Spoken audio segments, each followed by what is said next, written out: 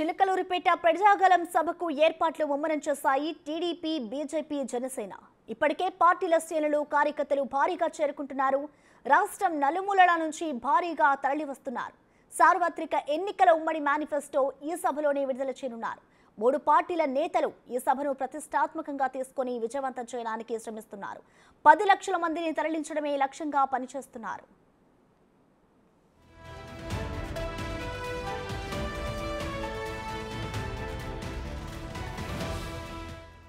ప్రధాని సహా ముఖ్య నేతలు కూర్చునేందుకు ప్రజాగలం ప్రధాన వేదిక, సాంస్కృతిక కార్యక్రమాలకు మరో చిన్న వేదికను ఏర్పాటు చేశారు. ప్రధాన వేదికపై మోడీ, చంద్రబాబు, పవన్ తో పాటు 30 మంది కూర్చోవడానికి అనుమతి ఇచ్చారు. ఇందులో 3 పార్టీల నుంచి 9 మంది చొప్పున కూర్చుంటారు.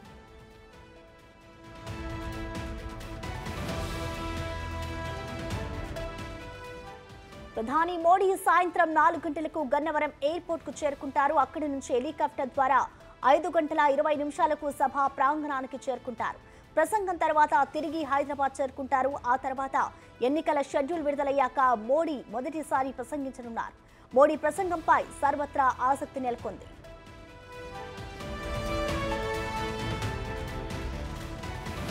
బొప్పూడి జాతీయ రహదారి పక్కనే పార్కింగ్ తో పాటు 300 ఎకరాల విస్తీర్ణంలో సభకు ఏర్పాట్లు చేశారు.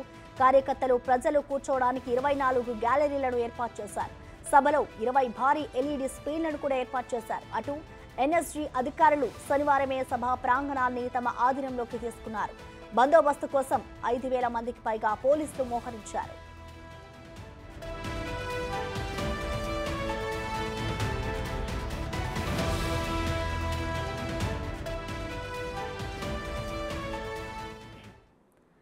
దీనికి సంబంధించిన కంప్లీట్ డీటెయిల్స్ మా ప్రతినిధి గణేష్ లైవ్ ద్వారా అందిస్తారు. గణేష్, చెప్పండి, ఎన్నికల కోడ్ వచ్చిన తర్వాత మొదటిసారి ఇప్పుడైతే మోడీ ఆంధ్రప్రదేశ్కి రాబోతున్నారు. సో ఈ ప్రజాగలం సభకి సంబంధించిన డీటెయిల్స్ ఏంటి?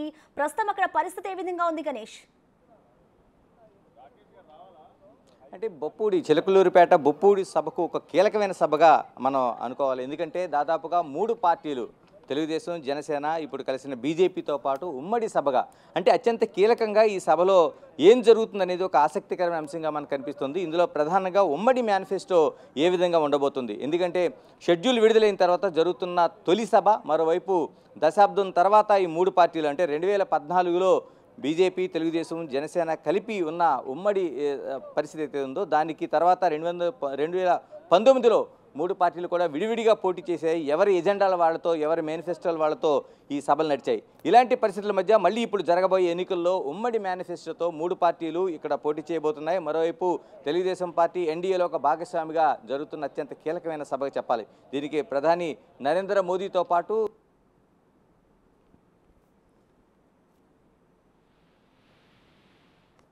మరోవైపు రూట్ మ్యాప్ ఏ విధంగా ఉండబోతుంది, ఆ షెడ్యూల్ కి సంబంధించిన రూట్ మ్యాప్ 3 పార్టీలకు సంబంధించి ఏ విధంగా ఉండబోతుంది అయితే అత్యంత కీలకమైంది.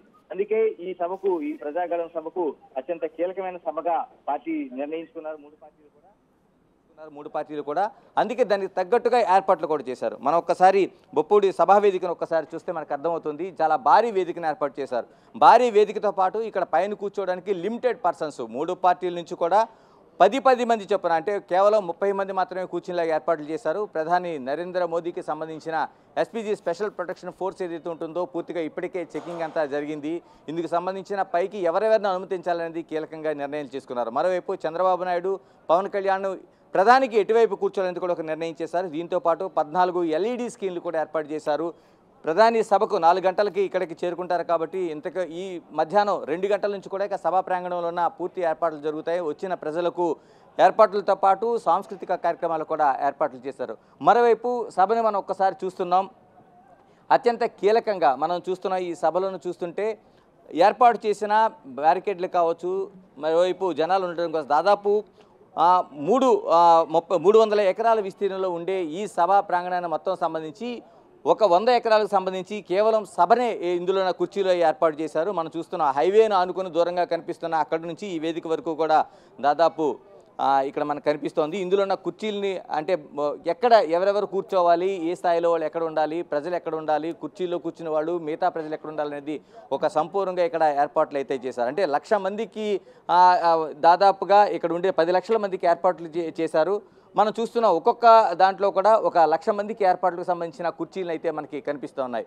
ఇలాగా మరోవైపు చీకటి పడుతుంది కాబట్టి అంటే 4 గంటల తర్వాత అన్నారు కానీ 4 గంటల 5 గంటలు 6 గంటల మధ్య ఈ సభ పూర్తి స్థాయిలో ప్రధానమంత్రి ప్రసంగం ఉంటుంది. ఆ టైంకి వాతావరణం పరిస్థితుల మధ్య కూడా ఒక చీకటి పడినా ముందుగా ఫ్లడ్ లైట్ల వెలుగుల్లో కూడా ఈ సభ నిర్వహించడం కోసం అనుకూలంగా ఏర్పాట్లు చేశారు. మరోవైపు మనం చుట్టూ చూస్తున్నాం ఏవైతే కటౌట్లకు సంబంధించింది నందమూరి తారక రామారావు సీనియర్ ఎన్టీఆర్ నందమూరి తారక రామారావు కటౌట్లతో పాటు మరోవైపు ప్రధాని మోదీ, చంద్రబాబు నాయుడు, లోకేష్, అలాగే పవన్ కళ్యాణ్ ఇలాగా అనేక మంది కటౌట్లను ఏర్పాటు చేశారు. ప్రత్యేకంగా నందమూరి తారక రామారావుకు సంబంధించిన అతిపెద్ద కటౌట్ అనేది మనకి ప్రాంగణంలో అత్యంత ఆకర్షణగా కనిపిస్తుంది. 3 పార్టీలు కూడా ఎవరి వారి జెండాలు పూర్తిగా ఏర్పాటు చేశారు. గణేష్ అంటే బీజేపీ, జనసేన అలాగే టీడీపీ పొత్తు తర్వాత మొదటిసారి మోడీ అయితే సభకి విచ్చేస్తున్నారు. మరి దీనికి సంబంధించి ఇటు టీడీపీ నేతల రియాక్షన్స్ ఏ విధంగా ఉన్నాయి, అలాగే మోదీ ఏం మాట్లాడతారు అనేది కూడా ప్రజలైతే ఉత్కంఠగా ఎదురు చూస్తున్నారు. మరి దీనిపై ఇటు జనసేన నేతలు ఏమంటున్నారు గణేష్?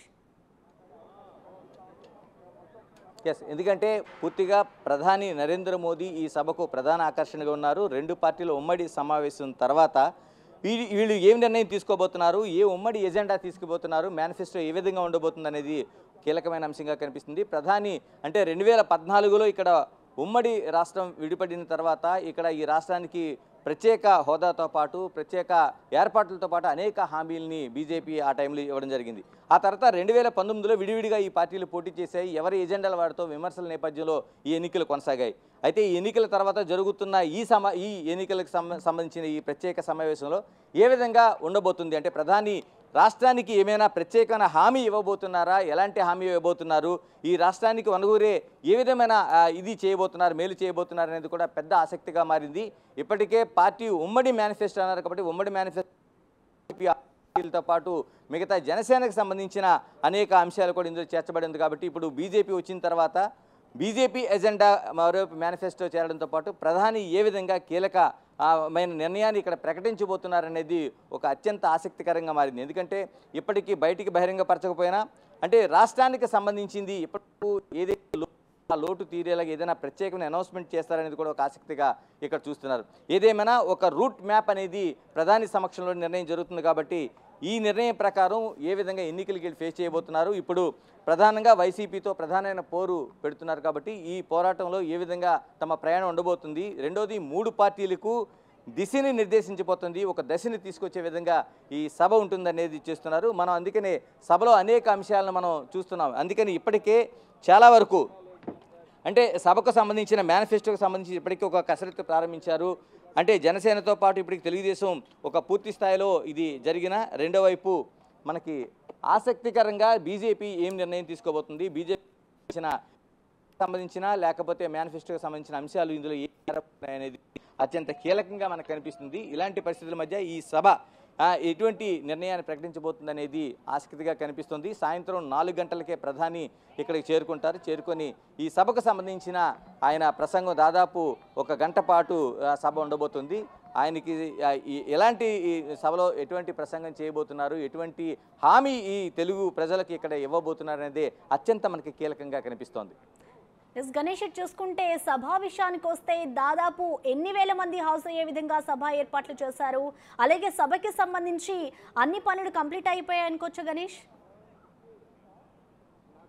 పూర్తి స్థాయిలో కంప్లీట్ అయిపోవచ్చు. ఒక్కసారి మనం చూడొచ్చు, మన కెమెరా పర్సన్ చైతన్య ఇందుకు సంబంధించిన దృశ్యాలు మనకి చూపిస్తున్నారు. దాదాపుగా 10 లక్షల మంది కెపాసిటీతో ఇక్కడ ఏర్పాట్లన్నీ చేశారు. మనం చూస్తున్నాం సభా ప్రాంగణంలో పూర్తిగా ఎలాంటి ఏర్పాట్లు జరిగాయి చూస్తున్నాం. పూర్తిగా అందరూ కూర్చునే విధంగా ఇక్కడ చైర్లను ఇప్పటికే ఏర్పాటు చేశారంటే సాయంత్రం జరిగే 4 గంటలకు సభలోకి అందరూ అలౌ చేస్తారనగానే ఈ ఉదయం నుంచి కూడా అంటే ఇక్కడ మనం 8 గంటల నుంచి ఇక్కడ సభా ప్రాంగణంలో ఉన్నాం. సభా ప్రాంగణం చూస్తే పూర్తి స్థాయిలో మనకి ఇక్కడ ఏ విధమైన ఏర్పాట్లు ఉన్నాయో మనకి కనిపిస్తోంది. అంటే మరోవైపు ఫ్లడ్ లైట్లు కూడా ఏర్పాటు చేశారు. మనం చూస్తున్న వాతావరణ శాఖ ఇప్పటికే హెచ్చరిక జారీ చేసింది. ఎందుకంటే తెలుగు రాష్ట్రాల్లో అక్కడక్కడ చెదురుమదురుగా వర్షాలు పడే అవకాశం ఉందనే నేపథ్యంలో మనకి మేఘావృతమైంది. అంటే కొంచెం లైట్ కూడా తొందరగా ఫెయిల్ అయ్యే అవకాశం అయితే కనిపిస్తోంది. ఇలాంటి పరిస్థితుల మధ్య ఇక ఫ్లడ్ లైట్లో కూడా అంటే ఎటువంటి అసౌకర్యం లేకుండా కొంచెం తొందరగా చీకటి పడినా ఎలాంటి అసౌకర్యం లేకుండా పూర్తిగా ఇక్కడ వీళ్ళకి సంబంధించిన ఏర్పాట్లు చేశారు. మరోవైపు 3 పార్టీలు సమానంగా జెండాలు అంటే ఎజెండాలకు సంబంధించిన జెండాలు కూడా మనకి కనిపిస్తున్నాయి. ఈ జెండాలు అనేది మనం చూస్తున్నాం. ఏదైతే ఇక్కడ ఏర్పాట్లు ఉన్నాయో బారికేడ్లు కూడా పూర్తి స్థాయిలో ఏర్పాటు చేశారు. మరోవైపు ప్రధాని వస్తున్నారు కాబట్టి ప్రధానికి సంబంధించిన పూర్తి భద్రతా ఏర్పాట్లన్నీ ఇక్కడ జరుగుతున్నాయి. అందుకు సంబంధించిన దాదాపు 6 హెలీప్యాడ్స్ ఏర్పాటు చేశారు. అంటే 3 ప్రత్యేకంగా ప్రధాని కోసం ఉండగా మరొక 3 చంద్రబాబు నాయుడుకి మరోవైపు జనసేన అధ్యక్షుడు పవన్ కళ్యాణ్ సంబంధించిన హెలీప్యాడ్స్ ఏర్పాటు చేశారు. దాదాపు 300 ఎకరాల్లో 3 విభాగాలుగా ఈ ఏర్పాట్లు జరిగినాయి. ఒకటి అంటే 130 ఎకరాల విస్తీర్ణంలో కేవలం సభను ఏర్పాటు చేస్తే మరోవైపు భోజన ఏర్పాట్లు, పార్కింగు, హెలీప్యాడ్స్ అనేవి దాదాపు మరొక 200 అంటే దాదాపు ఒక 180 ఎకరాల్లో ఈ ఏర్పాట్లు అనేవి జరుగుతున్నాయి. అంటే పూర్తి స్థాయి ఏర్పాట్లు మనం చూస్తున్నాం ఒకసారి. అంటే ఇప్పటికే అంటే దాదాపు 4 గంటలు 5 గంటల సమయం ఉన్నా సరే ఈ ఏర్పాట్లు అనేవి పూర్తిగా జరుగుతున్న దృశ్యాలు అయితే మనకు కనిపిస్తున్నాయి. ఇందుకు సంబంధించిన నాయకులు, వాలంటీర్లు పూర్తిగా ఇప్పటికే ఇక్కడ ఏర్పాట్లన్నీ పూర్తిగా చేశారు. అంటే ఎక్కడికక్కడ అంటే మరోవైపు ఎలాంటి పూర్తిగా లైవ్ ఇస్తారు కాబట్టి ఇక్కడ నుంచి ఎలాంటి ఆటంకం లేకుండా మీడియాకి సంబంధించి ఏర్పాట్లు చేశారు. జనాలకు సంబంధించిన ఏర్పాట్లు పూర్తి స్థాయిలో జరిగాయి. ప్రత్యేకంగా వాటర్ ప్యాకెట్స్, మిగతా ఆహార పదార్థాలకు సంబంధించిన ఏర్పాట్లు కూడా పూర్తి స్థాయిలో ఇక్కడ చేసి ఉంచారు. ఏదేమైనా ఈ సభ అత్యంత కీలకమైన సభ కాబట్టి మధ్యాహ్నం 3 గంటలకే ఇక్కడికి చంద్రబాబు, మరోవైపు పవన్ కళ్యాణ్, లోకేష్ ఇలాగా అందరూ చేరుకునే అవకాశం ఉంది. తర్వాత 1 గంట సమయంలోనే ప్రధానమంత్రి ఇక్కడికి చేరుకుంటారు. ప్రధానంగా బీజేపీ ముఖ్య నాయకులు, తెలుగుదేశం ముఖ్య నాయకులు, మరోవైపు ఏదైతే జనసేన ముఖ్య నాయకులు కూడా ఇక్కడ ఈ సభ పైన ఉంటారు. ఎలాంటి ప్రజలు కూడా 3 పార్టీలు ఉమ్మడి మేనిఫెస్టో తెలుతున్న ఈ సభలోన ఎలాంటి నిర్ణయం జరుగుతుందనేది ఒక ఆసక్తిగా మనకు కనిపిస్తోంది. Thank you Ganesh.